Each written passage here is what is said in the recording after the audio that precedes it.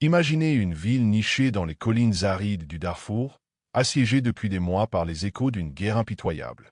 El Fasher, dernier bastion tenu par l'armée soudanaise dans l'ouest du pays. Nous sommes fin octobre 2025.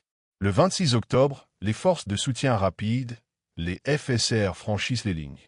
Ce qui devait être une prise de contrôle militaire se transforme en cauchemar pour des centaines de milliers de civils. Des milliers de voix étouffées dans la nuit, des familles fuyant à pied vers l'inconnu.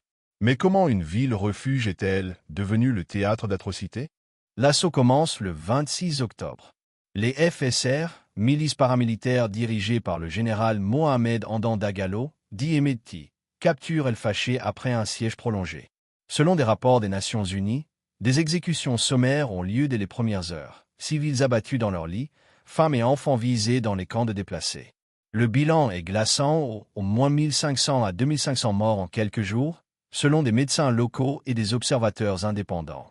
Des dizaines de milliers fuient à pied, traversant le désert sans eau ni abri, vers le Tchad voisin.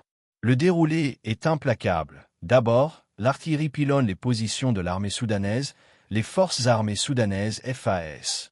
Puis, les FSR entrent en ville, semant la confusion. Des témoignages rapportent des pillages systématiques, des incendies et des violations graves contre les populations non combattantes.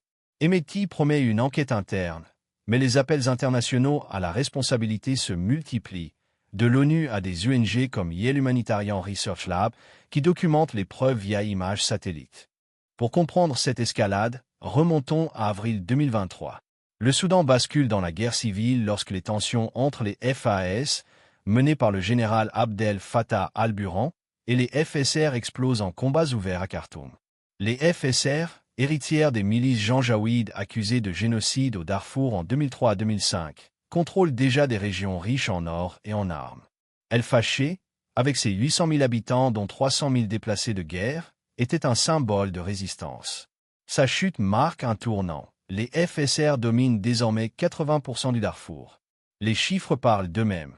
Plus de 20 000 morts depuis le début du conflit, 10 millions de déplacés internes et une famine qui guette 25 millions de Soudanais. L'ONU alerte sur un risque de génocide vrai, avec des patterns d'attaques ethniques ciblant les non-arabes. Aujourd'hui, en novembre 2025, la communauté internationale reste divisée, sanctions contre les deux camps, mais peu d'actions concrètes. Cette tragédie d'El Fasher n'est pas isolée. Elle s'inscrit dans un cycle de violence qui menace la stabilité régionale, du Tchad à l'Égypte. La chute d'El Fasher n'est pas qu'un chapitre sombre de l'histoire soudanaise. C'est un appel à l'action pour briser le silence. Cet événement souligne les failles d'un monde qui observe de loin. Que pensez-vous? Comment la communauté internationale peut-elle inverser la tendance sans aggraver le chaos? Partagez vos réflexions en commentaire. N'oubliez pas de liker, vous abonner pour plus d'analyses factuelles et activer la cloche. Source fiable ci-dessous, merci d'avoir regardé.